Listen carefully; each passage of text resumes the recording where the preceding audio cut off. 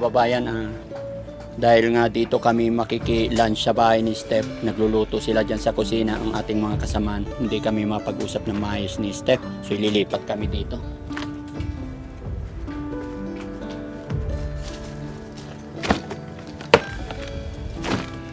Dito ka, Steph. Ayan. Tibay naman to. So, Steph, bali gusto lang talaga naming malaman kung ano ang pinaka-the best na pwede naming maitulong sa'yo regarding sa iyong kaligtasan ng pamilya mo, especially sa anak mo. Pero ganun pa man, kami ay tutulong lang ng abot ng aming makakaya. Pero kayo pa rin ng asawa mo ang magpapasya. Sasabihin ko lang sa'yo yung mga possible na pwede namin itulong, no? Unang-unang naisip ng team is dalhin kita kasama ng iyong anak at saka yung asawa sa iyong nanay para makapag-usap kayo. Wala na ang problema sa sasakyan, no? Walang problema sa sasakyan, ihahatid ka namin, pero gaya ng aking sinabi, nasa iyo pa rin ang pasya. Yun ang step number 1. Ihahatid ka namin nang sa ganun, doon kayo magsama muli kung anong sasabihin ng nanay mo. Bahala na kung sakaling dumating ka doon sa bahay ng nanay tatay mo. Gaya ng sinabi ko noon, syempre tatanggapin natin kung ano yung possible na sasabihin nila sa'yo. Kasi siguro alam mo naman na nagkamali ka sa unang hakbang, no? Pero alam kong kaya mong intindihin, kaya mong unawain para na lang sa baby mo. Yun ang first step. Basta lagi kong sinasabi, kung ano't ano man ang sabihin ng nanay at tatay mo, galit lang nila yon. Pero once na nag-sorry ka, niyakap mo ang nanay mo, tapos nag-bless na yung apo nila, siyempre pag-blessin mo yan, mawawala na yung galit nila. Yun ang first step, no? Na sasamahan ka ng Team Daddy Frankie. Pero, ang second option naman, pwede naman tayong mag-rent, wag lang dito. Umalis tayo rito kasi unang-una, maraming sa buhay ngayon, nakita ka na nila sa publiko una. No? Lalo na pag i-upload natin to. May tsura. Alam mo yung mga tao pag nalasing or may bisyo, lahat pwedeng isipin. Alam mo na yun.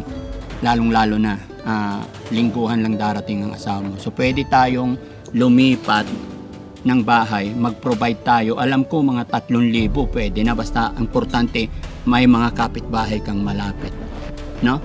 Pangatlo, kumusta naman ba ang relation ninyo ng biyanan mo? Yung magulang ng asawa mo, baka pwede kayo doon o lumipat kayo malapit sa kanila.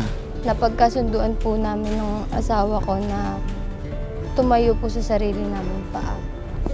Parang manindigan po.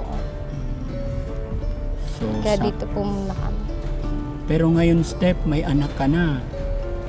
So isipin natin lagi yung kapakanan ninyo. Opo. Napapaisip po kami. Napapaisip po ako minsan. Kasi po, thank you po sa payo nyo. Ano po ako na makipag-usap na lang po ng maayos. Para po sa anak namin.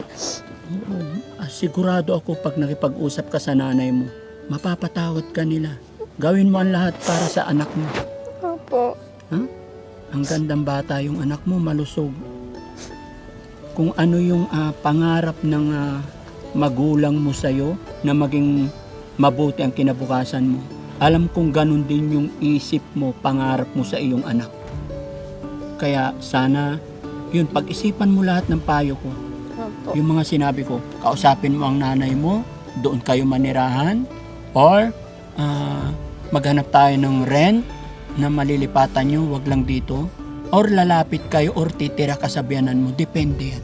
Pag-isipan mo, tutulong at tutulong ang Daddy Frankie hanggat hindi ka mapapasaayos kasama ng iyong pamilya. No? Kailangan mag-usap kayo ng asawa mo. Opo. Inaantay ko na lang po yung asawa ko. So pagdating niya, mag-uusap kayo. Opo. Pag-usapan yung maigi, no? Opo. At babalik ako dito ulit. No? So sana maging maliwanag sa atin lahat mga kababayan. Gaya ng aking sinabi, hindi makapag-totally decide si Daddy Frankie dahil hindi pa dumarating ang kanyang asawa. So babalik po ulit si Daddy Frankie pag andito ng asawa dahil silang dalawa ang magde-decide. Pero alin man sa tatlo mga kababayan na in-offer namin kay Stephanie is ready po ang Team Daddy Frankie. So mga kababayan, maraming salamat pong muli. Salamat po sa pagsama nyo sa akin sa bidyong ito. Steph, anong masasabi mo? Salamat po. Thank you po sa inyong lahat. Pasalamat ka sa Panginoon. Opo. Lagi kang magdarasal kay God na malalagpasan mo. Alam ko umpisa lang ito sa mga pero kaya natin yan. Okay? Opo. Huwag kang mawala ng pag-asa. Lagi kang magdarasal kay God. Okay? Thank you po talaga. Kaya nyo yan. Lalong-lalo pag nandito yung asawa mo. Andito na to eh. Ginusto nyo to. Kaya panindigan ninyo. Kaya magiging aral ito sa mga kababayan natin. Lalong-lalo na sa mga kabataan. Ang pag-aasawa po mga kababayan. Lagi po natin pinaghahandaan. Hindi po yan kanin na parang isusubo lang na pag napasok ka ay iluluwa natin. Lalong-lalo na pag nagkaroon tayo ng anak. Napakadaling pumasok sa pamilya. Pero pinakamahirap i-handle ang pamilya. Kaya mga kabataan, kung kayo ay pinag-aaral ng inyong mga magulang, wag na wag niyong sasayangin yung opportunity. Steph, pwede ba bigyan mo rin ng payo yung mga kabataan na sana hindi, although hindi ko naman sinasabing hindi maganda yung nangyari sa'yo. Although ito'y maging magandang halimbawa para ma-guide din natin sila. Okay. Kasi ang hirap po ng buhay namin. Mahirap. Hirap po kami.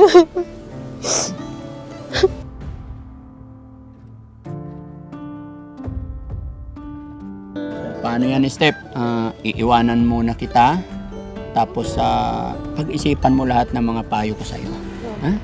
Mag-iingat ka parati. God bless. Huwag na huwag mong pababayaan yung anak mo. Okay? Mabuhay ka.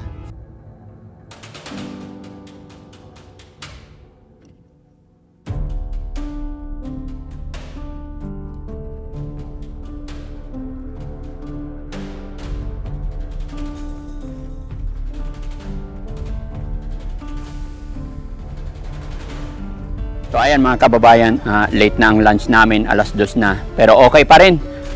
Pati si Steph hindi pa kumakain, kaya bigyan na lang natin siya. Share na natin siya dahil nakiluto kami sa kanya. Pagkain namin mga kababayan, papaya na may sardinas. Oh, Steph, kain ka na. Ha? Oh, pasensya ka na sa ulam natin.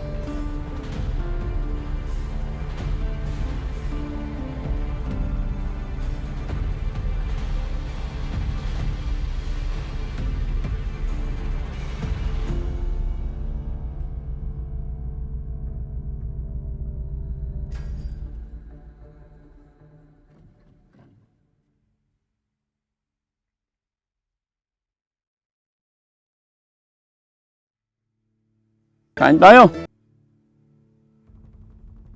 Kasabay ko yung mga manok. Sabay na namin. Sarap kumain dito sa probinsya. Uy, may nanunuka. Asan ang asin?